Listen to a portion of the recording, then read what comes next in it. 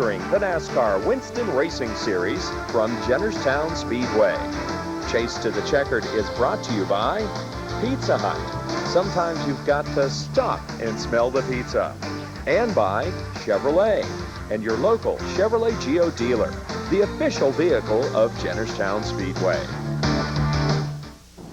Hello everyone, I'm Mike Nelson, as always with Steve Richard, and welcome again to this week's program. In the next 30 minutes, you're going to see our Pizza Hut presentation of the NASCAR Winston Racing Series 4-division action. We'll have highlights of the main events that took place on Saturday evening, June 25th. You'll see the main events for the Giant Auto Parts Pure Leader Late Models, Pro Stocks, Riverside Bilo Street Stocks, and the Pure Stocks. Steve Areno in our Giant Auto Parts Pure Leader Late Model Division. The NASCAR Winston Racing Series Point Division, yes. 6 different winners in 8 events, plus a surprise entrance in the field this evening. So far, the only 2 drivers who have been able to win twice, repeat winners, Tiger Tom Erickson, Charge and Charlie Cragen. We have a bunch of other winners and a lot of big names who haven't won here yet. The big surprise you talked about, Tony Raines is with us tonight.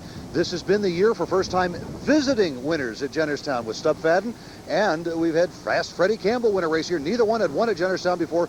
Maybe tonight will be the night for Tony. We'll have to wait and see. Tony, an ASA star, has the weekend off, so he brings his late model out to run here at the Laurel Highlands Oval, along with our other competitors in the NASCAR Winston Racing Series. We'll have all the action. Stay with us right after this.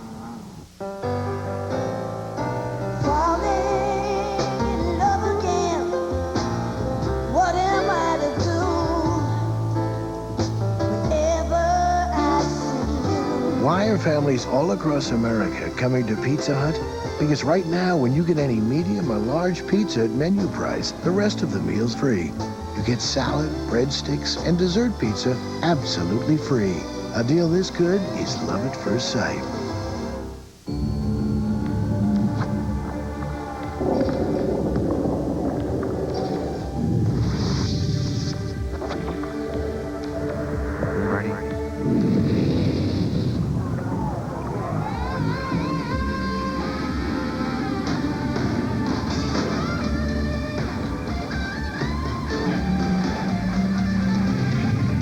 Cruise into your local Chevrolet Geo dealer now for the all-new Camaro. Where can you go out for $2 these days? Well, how about this Saturday, 7 p.m.? You can hand over 2 greenbacks, and bingo, you'll see a complete NASCAR Winston Racing Series program at Jennerstown Speedway. You heard us right. We pulled the plug on our sanity while letting you go for it. The gates open at 4, late model time trials at 6:30, and racing at 7 p.m. Oh, they'll put us away. They'll fire me for doing this ad. You can go ahead and root for who you want that night, but your wallet is the real winner on $2 night this Saturday, 7 p.m. at Jennerstown Speedway. Welcome back. Our first feature this week showed the Pizza Hut 15 circuit main for our fireworks division, Steve, the Pure Stock. And we have a full field of cars as they work their way down the back straight. You can see the pace car leading them that way. Here's a look at our front 3 rows. Mark Corden on the pole. Could be interesting for Mark. Has had some mechanical problems and also been involved in a couple of minor incidents over the last few weeks, but he draws the good start tonight. And it's probably going to be a Chase Mark Corden event as the green comes out and we're up to speed and racing, and it is indeed the Cobra, Mark Corden, who jumps out to the early point position. He has been, oh look, we're trying to make it 4 wide in the battle for second. The Cobra has been the dominant driver in this division in both this track and our sister track Motordrome in the 94 season so far. As we work down the back straight, he does stretch out that lead, but look at everybody josting and juking and jiving, as you say sometimes, for the position battles. A flock of cars battling for the bridesmaid spot. Now you've got Mitzi Chalice in that fray, as well as the yellow car. There's Mike Bacalon behind those 2 cars battling for second. Up high is Mike Davis from Somerset in that number 67 machine, and he's having an outstanding performance. Now we're going to move on in the event. This is a few laps later, and it's a battle for second, and we're going to take it right into one of these wild live calls. Here we go. The Cobra has everything going his way with the lead. Now we're trying to make it a 3-wide battle for the bridesmaid spot. Look at this! We're not going to fit. Oh, Conway decides to back off. Davis and Chalice get together a little bit at 3 and 4. They still continue this battle for second place position. Well, Mitzi Chalice holding her own, but she has all kinds of pressure stacked up behind her with Mike Davis and the likes It looks like Ron Conway there in the low side, Steve. And the number 75, yes, Mitzi Schultz doing an outstanding job. We're going to move ahead in the event. This is lap 8, still the battle for second, and right there, Mike Davis does manage to get a nose ahead of Mitzi Schultz, but Mitzi says, not so fast, Mike. I'm going to groom this inside line. Oh, the cars get very close together. Mitzi gets the car sideways, manages to keep it going down the back straightaway. We don't have any yellows, but out of all of that, Mike Davis does get to number 2. Well, Mitzi does have problems, drops back to the 4th place position. Everybody just shuffling there, but keeping good presence of mind. Now we move on. This is still the battle for second on the last lap, and look at the difference. That battle there is Davis is holding off Conway. They're out of turn 2. We've got this far shot because we're going to pan over. Clear over here is our leader, Mark the Cobra Corden. He takes another checker as he's lapping a slower automobile. Right at the checker, the distance between him and second's incredible. But the Cobra strikes again on his Pizza Hut 15 circuit main for the pure stocks. Mark Corden definitely showing his dominance in this event, picking up the win. Mike Davis does get the 2nd place spot, followed by Ron Conway. Mitzi Schultz holds on to 4th. Aaron Will finishes 5th. Back into victory lane, smiling Mark Corden. But we have more racing coming up. As a matter of fact, we're going to bring out our premier division. Coming up next, it's the Giant Auto Parts Pure Later late models as we look at our 1994 Chevrolet Camaro Z28, taking the field down into turns 1 and 2. The Camaro, the official pace car of Jennerstown Speedway this season. And let's take a look at all of these cars. Really quite a spectacle out there, Mike. It always is, each and every week for this NASCAR Winston Racing Series division, the Giant Auto Parts Pure Later late models. There's a look at the top 3 rows. This is their Pizza Hut 35 circuit main. Rick Miller, who's set a number of fast times here at the Lower Highlands Oval, won 1 feature last year, is on the 1st row. And outside of him, Steve Pellis, Randy Burke, Mark Catone. Those top 4 position cars have not been in victory lane in 1994 yet. Now, Miller will bring them out of turn 4 along with Stevie Pellis. The greens unfolded. We are up to speed in racing, and this 10 to 12,000 horsepower of all these automobiles goes diving into 1 and 2. Rick Miller in the Powerflow 19 out of Connersville takes the lead as they skyrocket down the back straightaway. It is just an absolute freight train. These cars running bumper to bumper, and look at, there's about 10 or 12 of them. No one's really about to give an inch. Miller is managing to hold on to the point position, but he's got intense pressure behind him. Any kind of a miscue on any of the drivers' parts in this flock of cars right now could lead to disaster, but the driver's doing a superlative job of just maintaining their lines, holding control of the cars. We're going to move ahead in the event. This is still the battle for the lead. Here's the call. The Riverside Bilo Senator 00 Pellis is striking to the low side. Miller holds the outside group. Stevie Pellis out of Glen Campbell, Pennsylvania, dives on the low side as a drag race down the front straight. That threat to the low side by Stevie Pellis or Steve Areno shows we've got 2 legitimate grooves around this racetrack, which makes the racing so interesting in these high horsepowered automobiles. Now we move ahead. This is still the lead battle. Unbelievable. It's on lap 9. Here comes Pellis once again to try to make that same challenge. You know what's interesting about this? Look, Mark Catone becomes part of the picture and a flock of other automobiles behind him.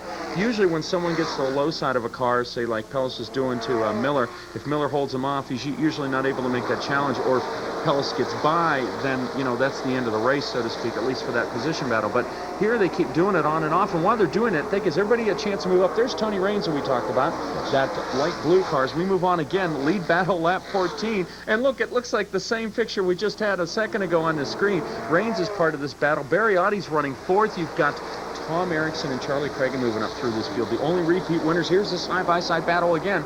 And the Riverside Bilo Sanitary 00 Stevie Pellis makes that commitment to the low side. As we've been showing you for the last several laps, Pellis is just absolutely trying his utmost to get past Miller. He manages on numerous occasions to pull up beside Miller's door panel, just can't really make the pass. Talked to Stevie before the race this evening. They've been having handling problems with the chassis on that car, and as we watch them come out of turn 4, you can see there's still a problem as Miller manages to hold on to that lead position. Look at the stack of cars behind them. Catone, Audi, and here comes Charging Charlie Cragen. Tom Erickson back in there too. Well, as they work down into turn 3, Pellis again. Every time Pellis and the 19 of Miller, they go side by side, that kind of clogs everything up and allows everybody else to close up on them. Usually when the cars string out single file is when the position battles will actually change and they'll distance themselves. Now Pellis will try it again. He dives down the back straightaway on the Power Flow 19, and this time the Riverside Bilo Sanitary 00 Grand Prix bodied automobile looks like he establishes that line, and he's able to do it, and he takes over the point position. And after he does that, it's time for us to move on. This is a late race battle for second. It's actually lap 24. and things are really intense between Charging Charlie Cragen and the 36 of Tom Erickson. Look at that. They almost get together. Cragen gets through for that position move. He's now up to the second place spot. Will chase after Stevie Pellis. Here comes Brian Audie, Steve. He dives to the low side of this 36 machine of Erickson, but Erickson denies him the opportunity as they work down the back straight. Actually, it's Barry Audie. I'm sure Brian appreciates the plug, but did I do that again? You did that, but well, with racing brothers, you'll have that problem. Hey, Mike, let's take this to a live call. In up turns 1 and 2, Charging Charlie Cragen wastes no time on Stevie Pellis. Down the back straight. Side by side, wheel to wheel, Cragen and Pellis working out in 3 and 4. This time around, it's spinning a fender. Oh, inches away. Cragen gets crossed up, and Pellis denies it to him. There's heat in the kitchen, Steve. There's heat in the kitchen.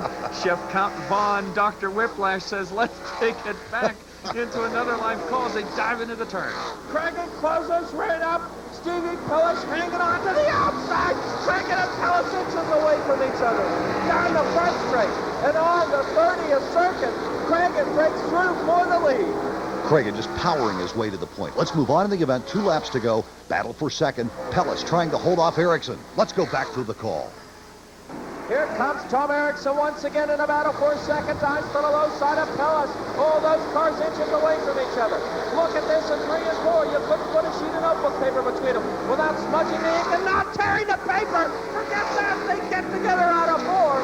The white flag will not remain, and Pellis denies the opportunity to Erickson once again in an unbelievable battle for second. Yeah, did you see that, Steve? We are cooking at the Lower Highlands Oval. These top position battles, and we're going to swing around here for Charging Charlie Cragen. It's all Winston Racing Series points they're all after. That's why they're so intense. And it's Cragen with win number 3. He becomes the dominant feature winner. 3 wins out of 9 events in his Pizza Hut 35-lap main for the Giant Auto Parts Pure Later late models. You know it has to be a very happy trip to victory lane as the Cragen crew becomes the first 3-peat winner here at Jennerstown in the late models this season. Pellis holds on to second, followed by Erickson, Audie, Rick Miller managing a 5th place finish out of this event. Back to victory lane. You know, what are Mike, you doing on a race break? Well, I'm tired of everything you've been talking about, so let's talk tires. This race break is brought to you by Chevrolet and your local Chevrolet Geo dealer, the official vehicle of Jennerstown Speedway.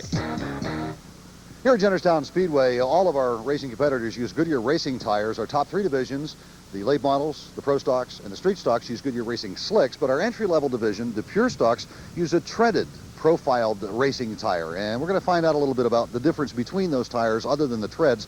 And here to help me muddle my way through that is Bob Wiedenhoff from Bob's Wholesale Tires, which supplies all of the Goodyear racing tires to our drivers here at Jennerstown. Bob, I mentioned the slicks, which is obviously one of these tires right here, and a treaded tire, which you have right here. What's the difference between these 2 tires other than the tread? Other than the tread, Steve, the compounds are a different compound of tire. The pure stock tire is a much skinnier tire. It's on an 8-inch wheel that we mount, and the late model tire is on a 10-inch wheel. The only difference really in the tire, this is a treaded tire. We don't use it because of a rain tire or anything like that. Goodyear just come up with a design like this. They buff the outside shoulders to keep this tire to run a lot cooler because of the weight of the car on a pure stock.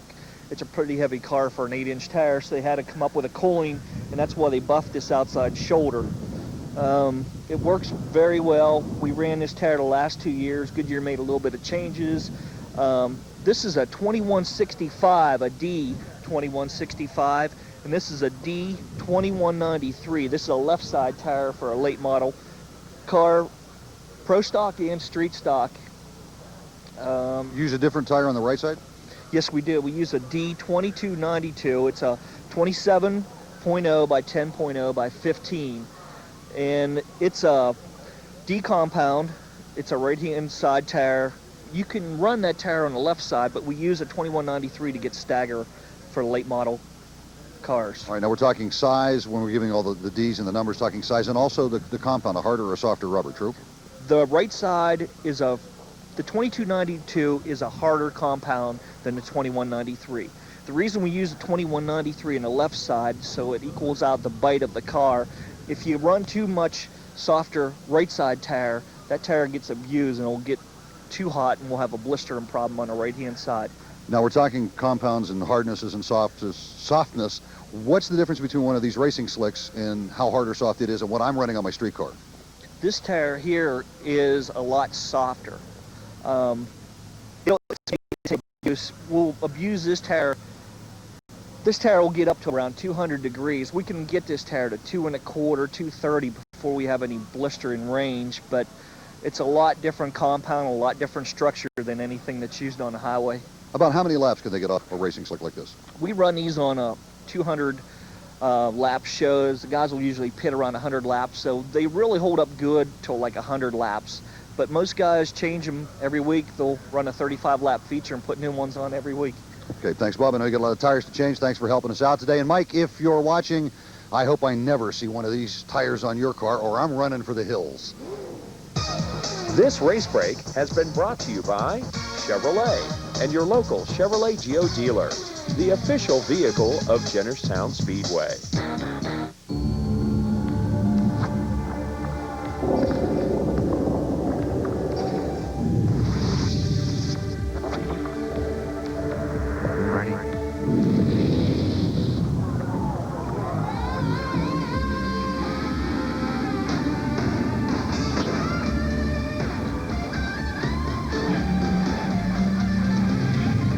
Cruise into your local Chevrolet Geo dealer now for the all-new Camaro.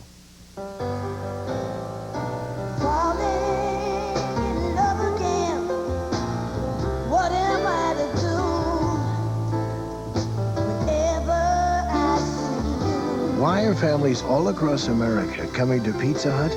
Because right now, when you get any medium or large pizza at menu price, the rest of the meal's free. You get salad, breadsticks, and dessert pizza absolutely free. A deal this good is love at first sight. Where can you go out for $2 these days? Well, how about this Saturday, 7 p.m.? You can hand over 2 greenbacks, and bingo, you'll see a complete NASCAR Winston Racing Series program at Jennerstown Speedway.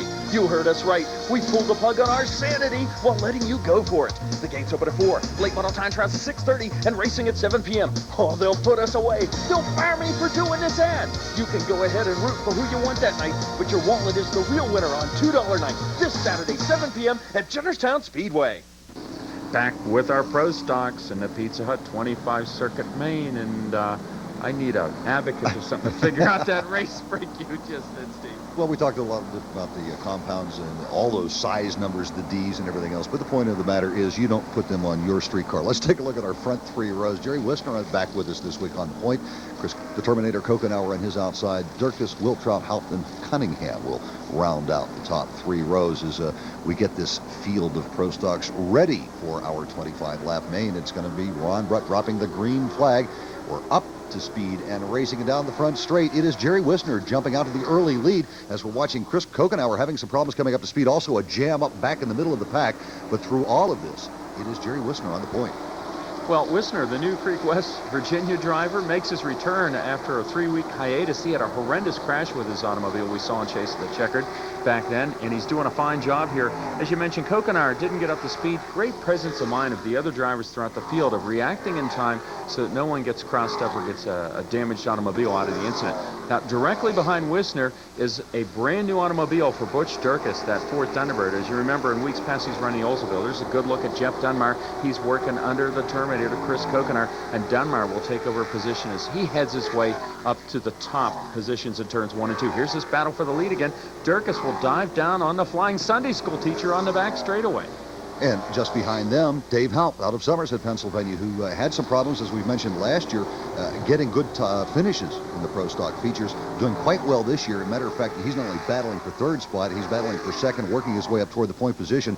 Wisner is managing to hold on to the point right now, but he's got all kinds of pressure behind him. Dirkus just haunting his back bumper, and Haupt's just really just grooming that outside line, hoping for some sort of an opening where he might be able to get past both these cars. But we had an incident on the back straight. The number 76 of Randy Pote spun out, but we're still racing. He manages to get the car back on track. Well, he was able to do it. We stay green flag status. Now we move ahead. We're on the lead battle. This is lap 10. Jerry Wisner still has it on the point position, followed by Dirkus, Dave Haupt. But look who's into the picture. Fellow Somerset resident, the 07 of Jeff Dunbar behind Haupt as they get around some lapped automobiles. Watch what happens here. Young 16-year-old Mike Walls, a lapped car, collects Haupt's automobile, and also Bob Arsenberger. The key there, Jeff Dunbar made it through unscathed. As did most of our field. We move on to lap 12, battle for the lead. Here's the call. Oh, look at Durkis to the low side of Worcester. Here's the struggle for the lead. Durkis has an opening working his way. Jerry Worcester on the outside. Butch Durkis wastes no time going to the low side. Worcester trying to hang it out. Here comes Jeff Dunbar now. Dunbar rakes to the low side. Now down the front straightaway. Worcester almost comes back up, but can't do it. Jeff Dunbar breaks through. There's a portrait of a veteran, Steve. Jeff Dunbar breaking through in a 07. He's in the second now, of course, chasing the 87 of Butch Durkis. It seems like these crafty drivers in these divisions where they've been running for years, as we move ahead, this is a few laps later lead battle. It seems like when they get involved with this, anytime someone ahead of them makes a position move, they like to try to sneak in before that window closes.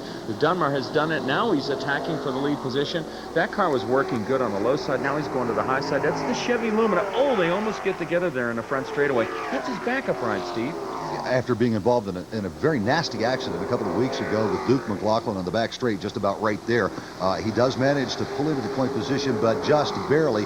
Durkis still trying to hold that inside line and not give up the position to Dunbar, but as it stands right now, Dunbar does have just that slightest advantage.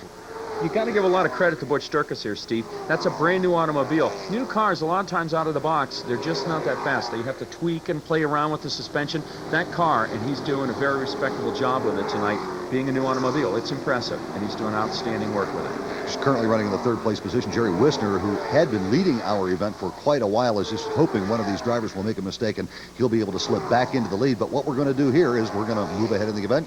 This is the last lap. Ron Brutt just dropped the white flag, which means next time around it's going to be the checkered, and it is Jeff Dunbar with a comfortable lead now, although he did have to work to get to this point. This was nothing that was handed to him. He's going to come out of the final set of turns, hope nothing breaks on the car, and as he does so, you can see his competition several car lengths back. He'll pick up the checkered here at Jennerstown in this 25-lap main for the Pro Stocks. The Pizza Hut sponsored event. Happy Jeff Dunbar in victory lane from Somerset, Pennsylvania. The Bruning brother prepared 07 Lumina. And there's a look at the top five. Jerry Wisner hangs on the third. Elke Cunningham continues to impress. A fine fourth place finish for that sophomore pilot on the pavement. Dave Hopp, well, he drops back and holds on to a top five finish. Dunbar back in victory lane. Especially after that wreck of a couple of weeks ago, I'm sure it's a great feeling to be in victory lane tonight. Mike, it's time to move on to our final race of the program, Thunder and Lightning. It's division. The Riverside Bilo Street Stocks. They're going to be running their 20-lap main. Good field of cars as they exit out of turn 2 down the back straight. We'll get a look at the field and our front three rows. Mark Berkey on the pole. He's looking for his first win of the season here at Jennerstown. Nick Rosa on his outside. Then Dave Wilt, Rick Sheeler, Marty Edwards, and The Pizza Hut 20 Circuit Main for our high-flying division of Riverside Bilo Street Stocks is about ready to go green. The Chevrolet Camaro pace car heads to the infield. The green's unfolded. We are up to speed and racing, and hey, let's take it right into one of the calls. Into turns 1 and 2, Mark Berkey holds the lead. Look at this. Dave Wilt down to the low side of the 46 of Nick Rosa. They work down the back straight. Wilt trying to make the move on this battle for second place position as they haunt the back bumper. Mark Berkey in turn 3 and 4. Everybody jammed up now. Dave Wilt gets through for second over Nick Rosa. Here comes Rick Sheeler up high. And oh, look out on the front straight.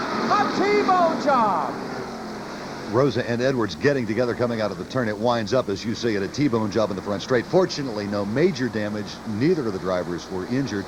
Marty Edwards will get the car back on track. We're going to move ahead in the event. This is lap 8, and it is a battle for the lead. Mark Berkey holding on to the point position, but a man who has been to victory lane numerous times in his career. Dave Wilt pressuring, running that low line right behind him. This is Brian Audie running in third place. Right. Barry's younger brother Brian working in the outside in third, and the man we call the Bullet, Sean Bean from Somerset, in fourth. He's the first Ford in that parade of Chevys that are ahead of him. Mark Berkey, though, he has, I think he's got 2 career wins at the Laurel Highlands Oval, and he continues the lead, pressured by, ironically, a man who has 2 wins already in the 94 season, Dave Wilt. There's a look at that position battle for third and fourth. One thing we should mention, there's a car missing out there, Mike. The 72 of Mike Heminger is not running a street stock this evening. That's because he ran the Pro Stocks. He's moved up in the division as we watch this battle for the lead down the back straight. And I understand that the Shanley Bullet Beam car will not be a street stock in a couple of weeks either. He is a pro stock ready to run. Oh, Wilt pulls out of line momentarily there, Stephen. Almost loses control of the automobile. Does a superlative job of bringing the Haas Stake of CS3 back online, but he pays for it. Maybe heats up the tires and falls off the pace Berkey has, and it allows everything to jam up for second. Mark Berkey holding on for dear life at this stage, although he does have a little bit of breathing room right now. It seems as though Dave Wilt's the one who's holding on for dear life, with Sean Beam now getting by Brian Audie and pulling up to the back bumper of Wilt. As they work down the front straightaway, they continue this miniature caterpillar, as we call it, in this battle. Yeah, an inchworm. But now Dave Wilt, these cars don't have rear view mirrors, so they have to concentrate what's going on. But we're going to move ahead here. This is lap 14. We had a spin by Randy Dietrich, a little bit of a carburetor fire, perhaps flooding and restarting the car. He was a little anxious about that and was able to get out of the automobile unscathed, although it did bring out a yellow flag situation. Randy wasting little time getting out, but we're going to restart the event right after that mishap. No problems with Randy or the car. We got it off the track, and there was no major fire. This is a battle for the lead. We're still looking at Mark Berkey managing to hold on to the point position. Dave Wilt on his bumper, and a flock of cars behind them battling for number 3 and 4 positions. Mark Berkey would love dearly to win this race. I believe, Mike, he only has 2 career wins on asphalt. Yeah, that's right. None this season, and he's just praying that he can. The handling stays on the car, and Dave Wilt will not get the opportunity to slide either under or on the outside of him. Well, this is always a test of nerves because, you know, a lot of drivers say, hey, when you're out front, you don't have anybody ahead of you to worry about. But you have everybody behind you fighting, and you've got to think, again, they don't have rear view mirrors here. He has to have real keen ears and try to listen and see if that car's coming up on him low or high. But Brian Audie spins to bring out the yellow here with the rose number 75. Tough break for him after running so well. We move on. This is a late race battle for the lead. Still Mark Berkey out there in that test of nerves as Dave Wilt hots his back bumper. After watching Brian Audie spin out Mark Berkey, I'm sure has thoughts running through his mind. I'm pushing this car to the limit. I have to keep the line. No room for error with Wilt hot on my bumper. What's going to happen, Mike? Let's go to a call. Wilt decides to try low. Berkey denies the opportunity to him. 4 turns remaining. Berkey on the point. Dave Wilt hangs it out right on the back bumper. Down the back straightaway, Mark Berkey guards the low side. Wilt with less than a half a lap remaining. Will he make a bid for it? Berkey hugs the low side. Dave Wilt trying to guard it the low side. Here we come out of 4, and it's going to be Mark Berkey with the win. What a boost this has to be for him in the 1994 season. The Pizza Hut 20 Circuit Main for the Riverside Bilo Street Stocks goes to Mark Berkey. Only his 3rd career trip to victory lane in asphalt racing, and as you say, I'm sure a great big thrill for the entire crew. Berkey with the win. Wilt, Beam, Satoski, and Edwards rounding out the top 5. Well, you know what? As Berkey celebrates there, this concludes this week's program. I want you to stay with us, so here are some words of wisdom. Bye. That concludes racing for this week. Don't forget, you can obtain $2 reserve seat discount coupons to Jennerstown Speedway